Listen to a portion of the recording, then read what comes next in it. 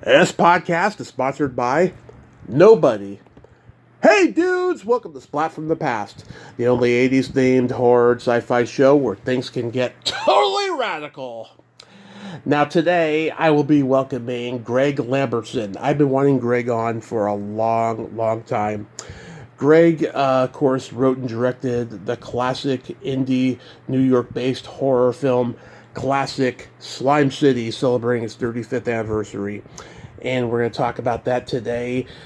Greg, has worked for Troma. He has worked with Frank Henenlotter, and both those camps, Henenlotter and Kaufman, are very similar to this movie. He was obviously influenced by both of those guys, with Slime City. And we're going to talk about all of that stuff today, and I can't wait. He also writes novels. He wrote a novel called Personal Demons, and going to ask him about that as well. And, he worked on Henenlotter's Brain Damage, and also Class of Nukem High. He was a production assistant, and he was a production manager on I Was a Teenage Zombie. So it's going to be a great conversation today.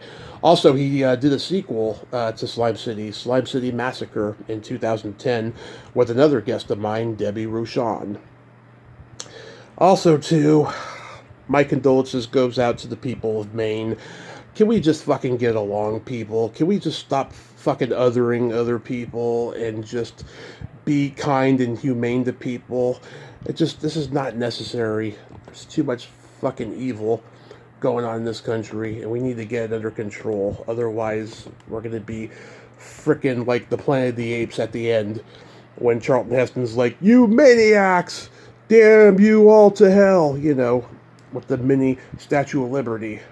I don't want to end up that way. Maybe we'll end up maybe we'll end up in the planet Pluto or something. I don't know what the fuck I'm saying. I'm just trying to be funny at the end of this rant, but I'm being serious. Rest in peace, the victims of Maine, and my condolences go out to their families. So yeah, here is my interview with Greg Lamberson. Hey Greg, welcome to the show. How are you today, sir? I'm doing extraordinary. Awesome. This is such a great honor. Thank you so much for taking the time today. Happy to celebrate the 35th anniversary of Slime City with you. It's just you and me. Awesome. So, going back in time, at what age did you start gravitating toward film? Honestly, like 3 or 4. Wow. I was a child of TV. My mom raised me alone. She'd walk me to a nearby movie theater, and we'd buy comic books on the way home, and I would just watch all the cartoons that were available and fell in love with monsters. Wow. Do you remember the first movie you ever saw? I saw a double feature of Bambi, and it was either called Pinocchio Goes to Mars or Pinocchio Goes to Space. Oh, yeah. I know that movie, yeah. How about the first like horror movie that like impacted you? My mom used to watch these Sunday afternoon movies. It was called Movie for a Sunday Afternoon, and there were a lot of Ray Harryhausen films. Yeah. So I saw that type of fantasy before I saw horror. But what kind of got me into the horror films was the ads for the Aurora Monster model kits that appeared in comic books. I became obsessed with those, and then bought the models, and then started staying up late, like in first grade, to watch the movies. So like King Kong, the Hammer, Phantom of the Opera, things like that were really my first exposure. Wow. Did you read like Fangoria and Famous Monsters and all of that? Well, Famous Monsters was around all the time that I was growing up as a kid. I was in high school by the time Fangoria came out. And I had, I was somebody who collected Fangoria loyally for like 20 years. I was very late in the game when I stopped picking it up every month. And I used to have friends who would say, "Oh, I think that's so cute that you still read Fangoria." Right. So after high school, you attended the School of Visual Arts in Manhattan. Did you study film there? Yeah, I went to SVA for film. I actually only attended for a year because I was more interested in seeing midnight movies than getting up early and going to class. But Roy Frumkes from Street Trash was one of my professors, and Jimmy Muro and Mike Lackey were both in my class. So we were all of that bunch. Yeah, I know the feeling. I took a film class in junior college. I was spending more time staying up late watching movies, and then when I was in class, all I did was correct the teacher, and then he asked me not to come back, and all my teachers asked me not to come back. I totally get it. Did you have any classmates that we would know while you were there? Well, the two I mentioned, Jimmy Muro directed Street Trash, and Right. Mike Lackey was the guest that you've had on the show. But Yeah. those were the two guys who really made it. A buddy of mine named Dave Trippett. He went on to become like a production executive and produce movies like The Arrival and Wishmaster and Oh Return yeah. of the Living Dead. So, of those of us who went on, we were all into horror. Of course. Yeah. I mean, it shows on screen that you guys were into horror. You can tell when filmmakers aren't really into it. When they just do something that's just so cliche and unoriginal. But you guys look like you've studied it, and you guys have like taken it to different heights that no one had before. There was something going on in New York City at that time. I think a lot of it had to do with the VHS boom. Yeah. A lot of movies were being produced suddenly for VHS, and even Charles Band, when he started Empire Pictures, the forerunner of Full Moon, his films were coming out frequently and playing on 42nd Street, and I live near 42nd Street. I lived on 34th and 9th, so I used to walk there, and then I worked in Times Square, and that was definitely part of my development. Once I moved to New York from a small town, Jimmy had grown up pretty much on 42nd Street. Frank Henenlotter used to travel to 42nd Street from Long Island. So I think these guys all had a head start on me because that was in their blood already, and I kind of had to adapt to it. You were around when VHS really started and took off. What was your opinion on Beta? Because everybody I know said Beta sucked. Well, I divided my professional time between working in movie theaters, usually behind the candy stand, and video stores. And my memory of Beta was it was already on the way out when I started working in video stores. And it was always kind of frustrating because customers would want to come in and rent Beta tapes, and we had such a small selection, and it was always frustrating for them. So VHS was already pretty much dominant once I started working in these places, and it didn't take long for Beta just to disappear. Yeah, it's funny. We always had VHS, never had Beta, never had Laserdisc. And then when the DVD came out, they were like, "That's a much smaller version of the Laserdisc, right?" And it was just like everyone's like, "Okay, we'll do the Laserdisc thing now because it's smaller and it's easier to play." I worked at Kim's Video for years as well. I worked at many New York City institutions, among them Kim's Video, and a lot of the VHS films that we sold there, in the middle of the VHS tape, it would say, "Please turn disc over." They were booting them right off of Laserdisc in the back room. Yeah. Sad. And I only own one Laserdisc. I'm a huge Ghostbusters fan, so I found a Ghostbusters Laserdisc at like a Goodwill or something, and I bought it. I just have it as a collector's item. I don't think I'll ever get to play it. But you were a production assistant on Class of Newcomb High. How did you get the job? So I started out working on I Was a Teenage Zombie. And just as sort of an avenue, my very first night in New York City working at a movie theater, I met a girl who had acted in a movie called Splatter You. And I was so excited that my first night in New York City, or my first night on the job, I met somebody who was in a slasher film. That was such a big deal to me. And maybe a year later, I was working at another theater in Times Square, and that movie was playing at a theater. So I went and saw it. That wasn't very good, but it showed me 16-millimeter films could be made and released in theaters. And then a year after that, I met this guy, John Michaels, who had been the assistant director on that film. Mm-hmm. And I told him, I saw your film. Now, when you're an indie filmmaker, when somebody you don't know tells you that they saw your film, you don't care if they liked it or not. You're just excited that they've seen your work.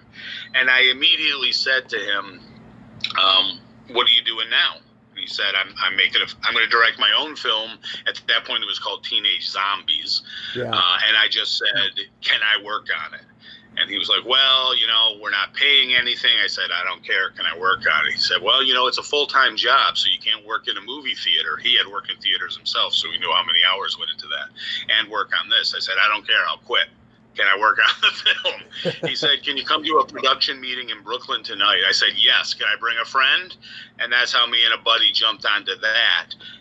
Those guys had edited trailers for Troma, so they had a lot of stories about the whole thing.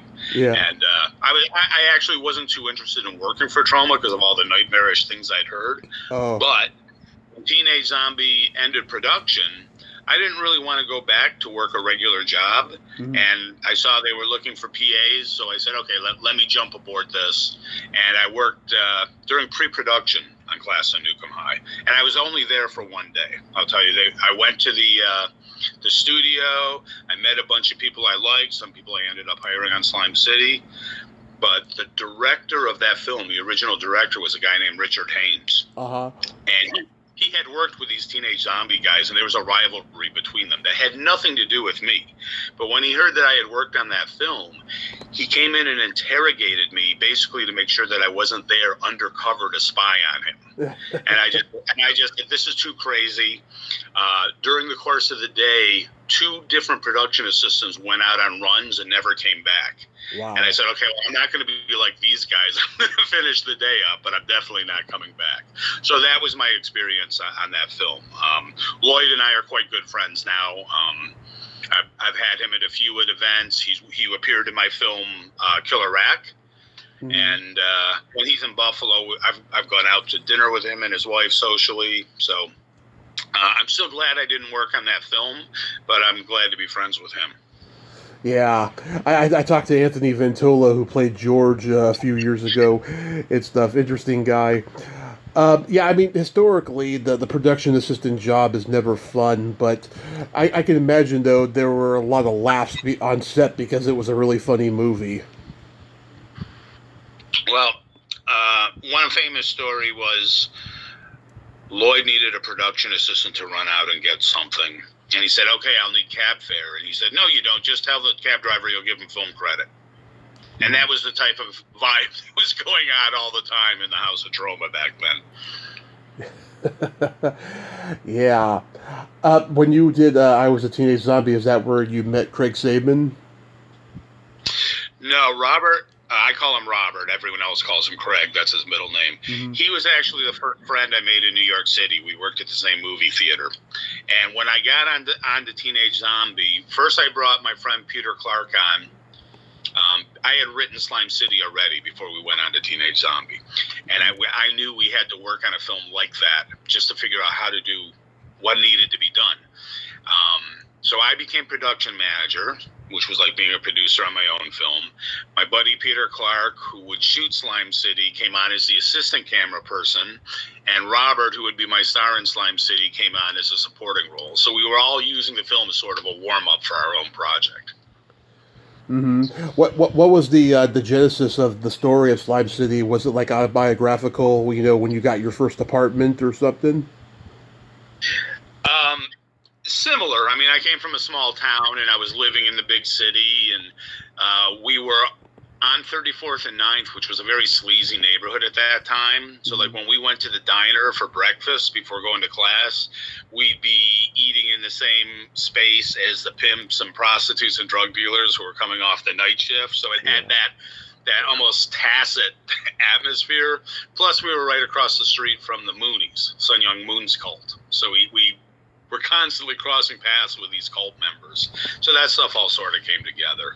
And quite honestly, I was borrowing liberally from Rosemary's Baby, the whole setup of the apartment building, The Evil Dead, because I worked at a theater that premiered The Evil Dead. I wanted the ending to be like that. A little bit of The Wicker Man, and various stories of Stephen King. threw it all in a blender, and that's what came out. What was Liquid Sky an influence? No, it wasn't. Although I did meet that director when I worked at Kim's Video later on. Slava, yeah, I've had him on. He's a great guy. Yeah, because that movie, like Slime City, they both like represent a certain kind of underworld of New York in the '80s that the mainstream movies didn't really capture. Like Mary Huner's character in this, as Laurie, she's kind of like I wouldn't say punk necessarily, like what's her name, Anne Carlisle was in Liquid Sky, but pretty close to it, like kind of a distant cousin of a punk character. I was pretty naive when I wrote that script, even though I was well versed in horror, and I think the naivete shows. I think Liquid Sky is much more self-aware of what it was. I didn't really know what I was making. I thought we were making a scary horror film until I saw it live with an audience and realized it was a comedy. Yeah. How did you get funding for the movie? Well, it took a while. We announced the film.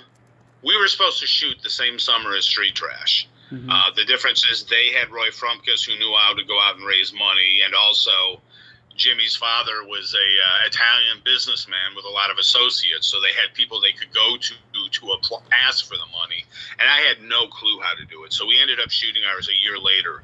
We spent a year after we struck out. We spent a year saving our own money, me and two partners, and then we brought some family members in, and then a couple of friends, and we raised about $35,000 just to get it in the can. And then later on, we got a foreign sales rep to advance us $20,000 to finish editing. Mm-hmm. Now, so we raised a total of $55,000 to make and market that film. Wow! How many days did it take to film? It was at least 18, and it may have even been 20. Wow! The effects at the ending took an entire 5 days, and it was 5 long days. We literally had crew members, sleeping under sets, and we cover them with plastic so they wouldn't get slime on them. And we didn't know what we were doing, so everything took longer. Plus, it was film. And back in those days, if you shot something on 16 millimeter film, mm-hmm. Once you used up the film in the reel, you had to stop, take it out in a bag, load a new reel in. It was just much more time consuming than what we do today. Right. I mean, Fred Olin Ray, he used to shoot movies for like $50,000 in like 4 or 5 days, as opposed to the 18 days or so that you filmed this, and he would take like abandoned, places and turn them into sets. Like he did one movie that take place on a spaceship. It was actually an abandoned liquor store. Who was this? Fred Olin Ray. Oh yeah, I know Fred. I've worked for Fred. Yeah, I think it was Star Slammer that he did that in. So I've worked as a key PA on a number of films that he directed here in Buffalo that his son Chris produced, and I've worked as an AD for Chris. So I've worked for the Rays. Yeah. I don't know, probably 8 or 9 times here in Buffalo. But now when Fred comes here, he's typically either doing Christmas movies, or he's doing like Women in Jeopardy thrillers for women's networks, and the really down and dirty ones shoot in about 10 days, and the more ambitious ones shoot in 13 days. So that's better than before. I know. I people I talk to who have known him and David Dakota and Jim Wynorski forever. Like I never thought these guys would ever make movies like that ever. It's weird. And I asked myself, would I do it? And I probably would just for the money. I mean, I've done paperwork for these films. I know what they get paid when you're in the Directors Guild. And, I'd probably do a couple of those for the money as long as I could keep doing what I like on the side. Yeah. So Craig, or Robert as you call him, he comes from improv. Did you allow him to improv? Because him and TJ Merrick have great chemistry and they're both funny. Did you allow them both to improv? Yes. Robert has lots of little moments, which are usually physical bits. He's a big fan of Jack Lemmon, and Tom does this that whole monologue where he's talking about blowing his nose was something he came up with. And I remember one of the reviews criticizing that and blaming me, and I was like, well, I let him do it, so I'm ultimately to blame. Both of them were roommates of mine at different times. Mm-hmm. And I think for the first 3 films I made it a point to one way or another kill off almost every roommate I've had. Yeah, well, it still holds up, it really does. How did you find Mary Huner? I think I put a casting ad for Johnny Gruesome, which I tried to make before I tried to make Slime City, because I wanted to raise a bigger budget. And I said, if I can't raise the money I want to make Johnny Gruesome, I'll make Slime City instead on a much lower budget. So I think I took a casting ad out in Backstage, and it was crazy because there was no internet back then. So everyone mailed hard copies of their headshots, and I got a couple thousand of them. And every day, me and Robert would go through, a couple hundred of them, just seeing what came through. And he would offer his opinion. But I had auditioned Mary for Johnny Gruesome, actually. I just always knew that I wanted to use her. And, of course, we cast her in the one role as the good girl. Yeah. And I just could not cast someone to play the heavy metal girl.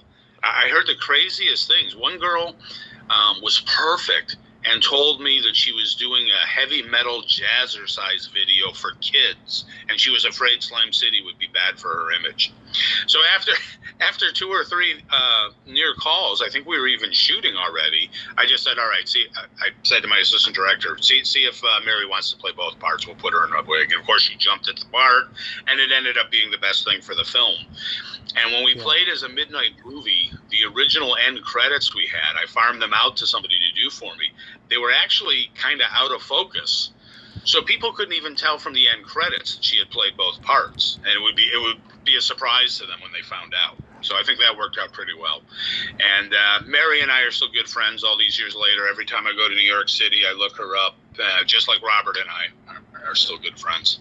Oh yeah, she is so good in both parts. You can't even tell that she's the same person. I even had to look it up. When I watched it the first time, I was like, wow. And she's really not the same person in either one. I mean, she's like, it's almost like method trained. Yeah, she was very good in that. She's also in a movie called Ghoul School. Mm-hmm. Yeah. Which was done around. Now, that part where she's dancing, was that all her? No. I mentioned that I hired a couple of people that I met at Troma for Slime City. 2 of them were Scott Coulter and Tom Lawton, who were part of the effects team. Yeah. But the other one was a woman named Ivy Rozovsky, who was the wardrobe designer on Class of Newcomb High. And she bought a lot of those clothes from Newcomb High and used them again in Slime City. Mm-hmm. So she was the wardrobe person on that. And when I said I needed someone to choreograph the dance, she jumped at it. And so she came up with that dance. Yeah, it's one of the most memorable scenes in the movie, I think. It's a great rip-off of the Wicker Man dance. Is that your video store that you worked at in the movie? That was one that was in my neighborhood in Brooklyn. It wasn't all the ones I worked at were in Manhattan. Mm-hmm. So I worked at King Carroll Video, which was a chain of record stores. I worked at Kim's Video, which is a notorious video store chain. There's a documentary out about them now, and I worked at one called Two Boots Video, which I started for the owners. So all sort of underground, artsy Mondo type stores, not the chain types. Although I had to work a few of those when money got tough, and it was whole different experience. It's kind of like Eddie Brandt's in North Hollywood. I'm going to say yes. Hollywood Video, Family Video, Blockbuster, anything where you had to wear a uniform and a name tag and greet every customer who walked in with some corporate line. It wasn't fun. I see these memes and stuff on Facebook about people being nostalgic about Blockbuster, and I just thought Blockbuster was the worst. It was so corporate and antiseptic. Yeah, I'm so glad I never got to work in one. I never got to work at any video store I applied to, sadly, and stuff. I think they wanted people who were like business professionals and not, minutia kings like me, and I think that's why, in hindsight, I didn't get a video store job or a movie theater job, But guys like Quentin Tarantino at a time when it was a new thing, he got to do it, and you got to do it as well. I was doing it before him. I wish I had worked at the store he worked at. I'll tell you that. But Yeah. when I worked at Kim's Video, I mean, they had a huge inventory, and everybody who worked there did the same thing, which is take home at least 3 movies a night. So you'd work your shift, go home and watch movies, sleep, and go back to work the next day. And everybody was just working there to have access to the movies. And I remember when I was there, Kids was about to be released, and Chloe Savigny used to come into the store all the time. She was just this kid wearing baggy clothes, but every time she would come in with the name of like a 1930s movie star, like Greta Garbo or something like that, and she would say, "I want all the films by this person." And she'd walk out with like 10 films, and she would study them. She was so set on how to become a real actress, a real star, even before Kids had come out. It was pretty fascinating. Spike Lee used to come in there. I'd sell him laser discs all the time. That's where I met the director of Liquid Sky. So a really cool store. Yeah, that sounds cool. Bunny Levine, I mean, this was like her first movie, and she's done 100 movies and TV shows since. Yeah, Was she like a theater actress when you met her? yeah. I think she was. I think she was teaching acting at that point, and a lot of people that I know in the years after Slime City, but like a few years later, worked with her on commercials or this and that, and her name kept coming up. And it's just amazing. I think she's 93 now, and she's done all these skits on the talk shows, and she's in appearances on sitcoms, and she just doesn't stop. She keeps working and working and working, and we've had some pleasant exchanges. She joked that for a while, anyways. I'm sure this isn't the truth now, but as recent as 4 or 5 years ago, she said, "Oh, Slime City is the only thing people ever remember that I was in," which I think is great. But now she's had all these successes. I know that can't be the truth. But I go to her Facebook page and keep track. Her daughter posts what she's up to. And, right after the pandemic, they traveled all over the world. And what a way to find success late in life. She no doubt has an esoteric following with the Slime City fans, but yeah, she's done a lot, an absolute lot. That music in the opening by Robert Tomorrow is fantastic. It has kind of a old school, cheesy B movie feel to it. Even cheesy B movie before the '80s. Kind of sound to it. Is that what you were aiming for? I didn't really know what I wanted. I had never had a film scored before, and he came in with a demo track that had like some horns and some synth, and I said, "Oh, this sounds really good."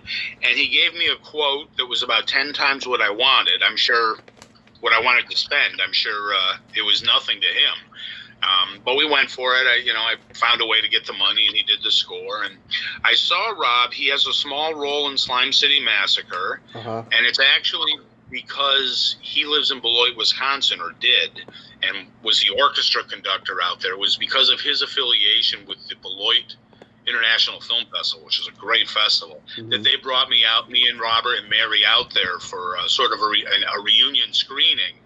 And it was because I was hanging out with Robert and Mary that weekend that I got the idea to do Slime City Massacre. Oh, that's awesome. Yeah, that makeup guy, it just holds up. It's very convincing. Those guys who did it, yeah, you knew them from Troma, right?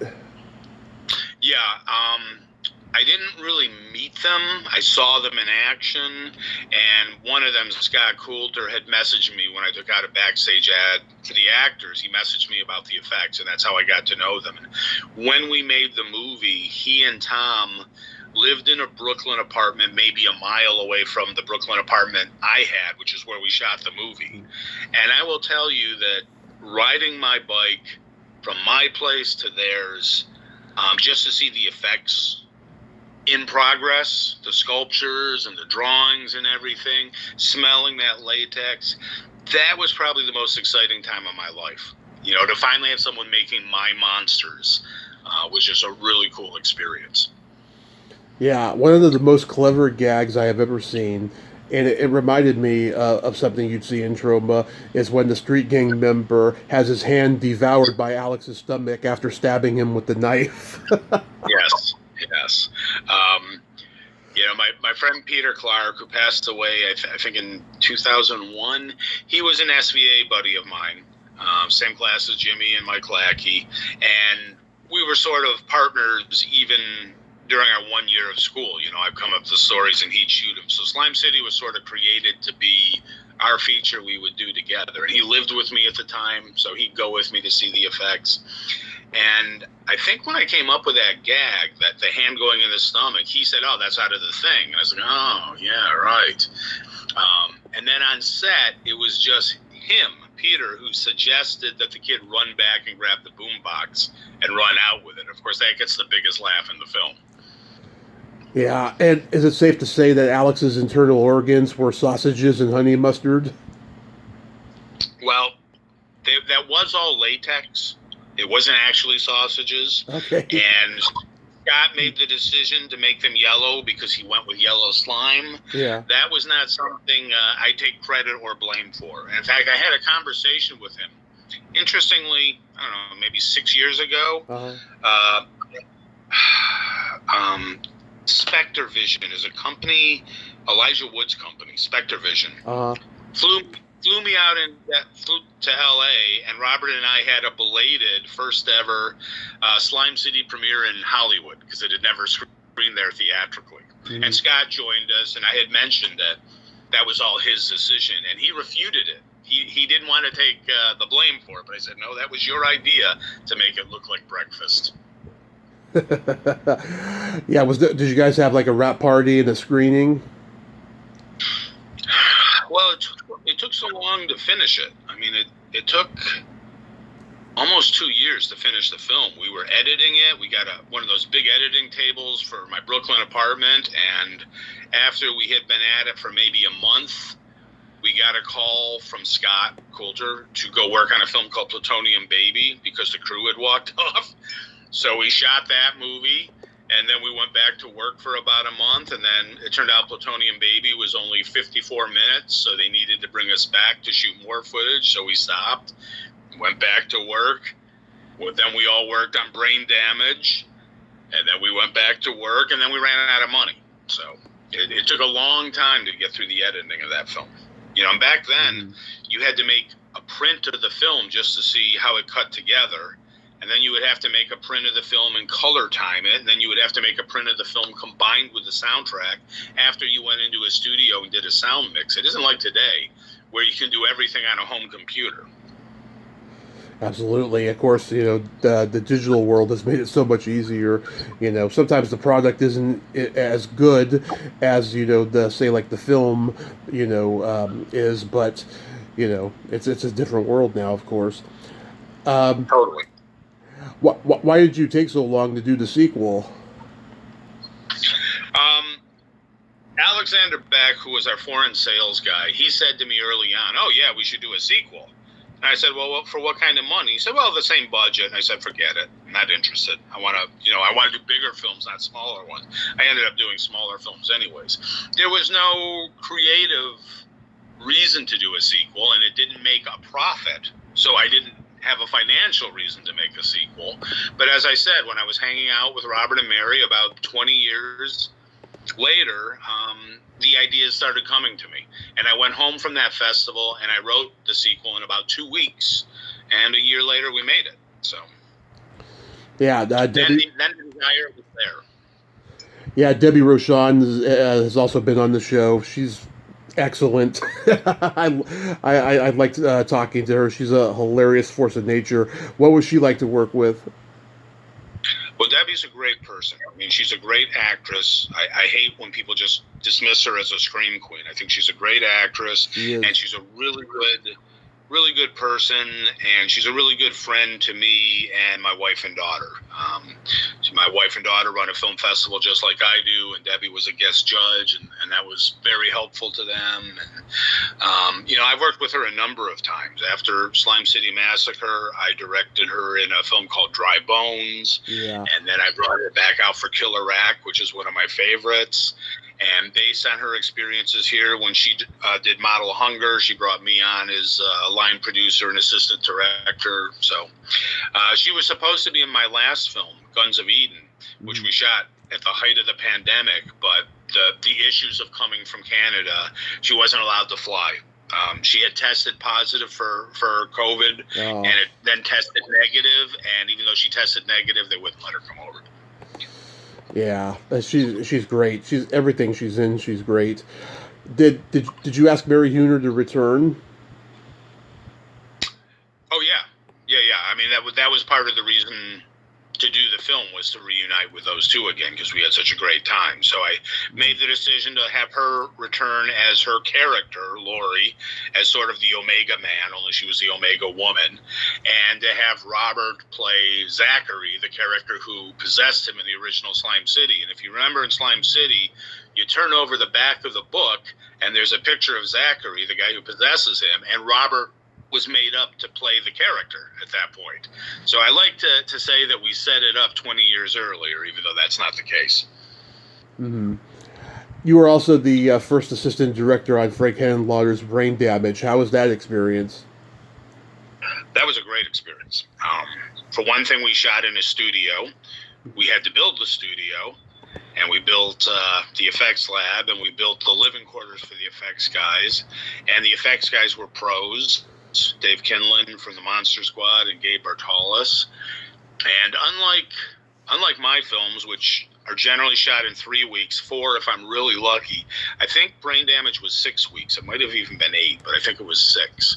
And it was in 35 millimeter, and there was a very interesting ambiance on the set, because Frank brought a lot of his basket case people back, and my Slime City crew was there, and a bunch of the street trash people were there. So the crews from these 3 films were sort of a melting pot community unto itself working on this film.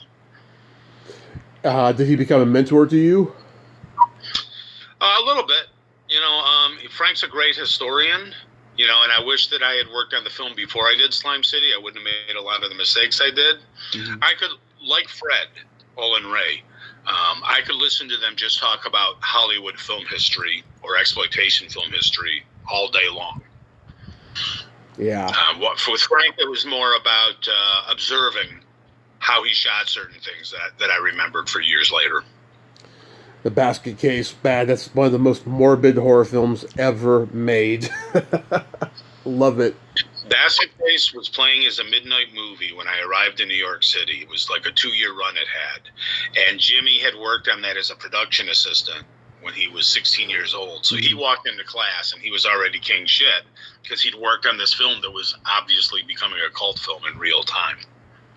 And our friends, including Tom Merrick and Pete Clark, we would go with Jimmy to midnight showings of the film at the Waverly Twin. Yes, and Kevin Von Henrik, what a interesting guy he is. I've had him on too. Yeah, I'm friends with Kevin. He was in my film Dry Bones with Debbie.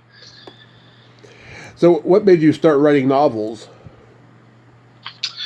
The budgets for my films were getting lower, and the distribution avenues were drying up, because all the studios, all the video companies were starting to produce their own films with bigger budgets and hiring stars. So even though the films that we made, the micro budget films, for a long time, the bread and butter of the video industry, like anything, there was a glut in the market. So it became harder and harder to make these films, harder and harder to get financing. So I made the decision to take some scripts I had written for bigger budget movies that I had no idea how to sell or how to raise that type of money, and turn them into novels and see if maybe that would get some studio interest. It did work. I wrote 12 novels, and 6 of them were optioned by George Mihalko, who directed My Bloody Valentine. And for about 8 years, he was trying to get them off the ground as a TV series. Obviously never happened, but the plan itself was basically a success. Yeah, Personal Demons, that was the first one? Yeah. Yeah, what was the genesis of that one? So, like I said, it started out as a screenplay, and I wanted to create a character who was a hero who battled supernatural forces. I didn't want him to be a reporter like Kolchak. I wanted him to be like a Mike Hammer type character. I wanted to do a film noir meets horror with some sci-fi thrown in. And the script turned out really well, and then the book turned out really well, and I wrote 5 sequels, and I wish it had happened as a series or a series of movies, because quite honestly, those are the best things I've done. The stories are really good. But still not too late. Maybe you can even turn it into a limited series. Well, that was the idea for George Mahalka. Each book would have been one season of the show, and I developed the first book as a season, expanding it and coming up with new stories and fleshing it out. And we'll see. The publisher went out of business, so I sort of self-distribute those. So I would have to really make contact with somebody high up in the business to get it done at this point. When you write, are you one of those guys that like writes 10 pages a day and then moves on and until the next day you do 10 more? I procrastinate as much as possible. Mm-hmm. I write a lot right now. I'm doing a lot of freelance writing. I tend to write screenplay adaptations of people's novels, sometimes as a ghostwriter without credit, sometimes with credit, in all genres. That's basically how I'm making a living right now. Mm-hmm. I procrastinate as long as possible, and then I write a lot for 2 or 3 days, and I may take a break, and then I'll write a lot. And when I'm really in the zone, I can write 12 hours straight, no problem. Are you a Stephen King guy? I was for a time. I mean, I got tired of his books after a while. I followed him pretty much through It. Mm-hmm. And then maybe I would come back once in a while for The Green Mile or something. But I did give up after a time. I just got tired of really long books that just seemed very familiar to me. And I got tired of all the psychic stuff. There was all the psychic aspects in almost every book. And that I got tired of that pretty quickly. Yeah, and it seems like, he's still out there writing them and stuff, but it seems like that no one's really interested in Hollywood to, turn them into adaptations anymore. It seems like it stopped after the 90s. Well, he had, Hulu has adapted a couple of them. 1968 was one, and the other one I was thinking of was His Sons. Yeah. Well, we'll see. I mean, Salem's Lot could change all that if it's ever released. Yeah, I mean, I'm a Carrie and Shining and Dead Zone kind of a guy. Those are like all my favorites of the stuff that he's done. As far as writing and then the movie adaptations and stuff. The Shining one's a controversial one because everyone knows that Stephen King didn't like the Kubrick version with Jack Nicholson. That's why he remade it in the 90s with Steven Weber, which I thought that was kind of bizarre that you put Weber in the role, instead of a little bit more menacing kind of a guy, Well, he always said his problem with Jack Nicholson was that Nicholson was crazy right from the get-go, and if you start out crazy, where do you go from there? You need a normal guy. He wanted Robert Duvall or someone like that, if you have a normal guy, and he was happy with the Weber choice. I like both versions fine. I think the Kubrick one's obviously better, but I like the King Garris one just fine. Yeah, and Garris, he also did the Stand a couple of years before that. I'm a big fan of that. I know a lot of people say it's okay for what it was back in the 90s, but I think it holds up really well. I think for the most part, the casting was really good. I loved Ray Walston so much. Yeah. I loved the music, that acoustic guitar. I thought they did a really good job with it. Walston, with some obvious exceptions. Walston was such a great actor. You know what made him so great? The way he would huff before every sentence that came out of his mouth, and everything I ever saw him in, it was like his trademark. Yeah, he was great in that, and that show Picket Fences where he played the judge. And I think I had read somewhere that he was a real prick in real life, but I love him playing these kindly, wise old guys. Yeah, I heard that when he was on the set of Fast Times at Ridgemont High, like all the teenage slash early 20-year-old actors who were in the classroom scene. Yeah, they said he was kind of a curmudgeon. He didn't really want to talk to anybody. you know, Not offer any advice to the young actors. So, do you have a new book that you're working on? No, I work on films almost exclusively now. I Okay. teach screenwriting at college. I've been running film festivals for 13 years. I've just started a new one called Amazing Fantasy Fest. I write screenplays whenever I can. I've got a few things out right now. I've got a Western called Showdown in Yesteryear. I only wrote the screenplay for it, but it's sort of a time travel Western, which turned out great. And that just came out on VOD, and it's really good. I encourage people to seek it out. And I wrote an early draft of a film called Macabre Mountain, which crowdfunded. It's one of those films where actors buy the roles, and that's how they fund the film. That's having like premieres and private screenings, not playing festivals because they're trying to keep the box office for themselves. And I produced at the beginning of the year a comedy about Buffalo Bills fans, and that's having its premiere December 2nd. So wow, I stay busy, and I've got I've got numerous horror scripts that I'm trying to raise money for, but raising money is really hard right now. Investors are nervous about the economy and are not taking chances. Yeah. And I'm kind of at a point where I don't want to make movies for $50,000 anymore. I've got things that I believe will be really good if I can get a couple of $100,000, and I'm just kind of holding out for that money rather than taking shortcuts with them. Absolutely. And making westerns, I mean, I've heard that's like the funnest one to do because, you get to ride horses, you get to, dress up. I heard that the crew people behind the scenes, they put on the cowboy clothes when they're working. This one it was based on a short film, a 13-minute film that a buddy of mine wrote and directed. And he shot it in Ohio at a Wild West attraction town where they provided him with the horses and the wardrobe and the guns and just everything. So he asked me to write the feature version, which I did, and I've always wanted to write a Western. I've never written one for myself because it's such a challenge, to try and produce something like that. But he found the way, for like 50, 60,000 to get all this production value in there and pull it off. And the director, Aaron Bratcher, did a really good job. And the buddy's friend is Tim O'Hearn, and he has appeared in most of my films that I've done here in Buffalo. I know. Usually, like since the '90s, every time a Western gets made, it's usually because the director's previous movie was super successful and they can do whatever they want now, or they owe someone a favor or something. Yeah, everybody wants to do one, and I'm glad I got this chance. That is so friggin' awesome. Greg, thank you so much for coming on today, and keep on being creative, and I hope you and your family have a happy holiday season. Oh, thanks so much. You too, Tommy. My pleasure. Be safe out there. You as well. Thank you. Bye-bye. Bye. Well, there you have it. Greg Lamberson. Ain't he a cool dude? Oh, what a nice guy, huh? Very passionate about horror films. Something I respect, Films in general. He's got Westerns out, too. That is so friggin' great. I'm glad we could talk today. Well, until next time, this is Tommy Throwback Kovac saying, there's no shame in living in the past, because the present sucks.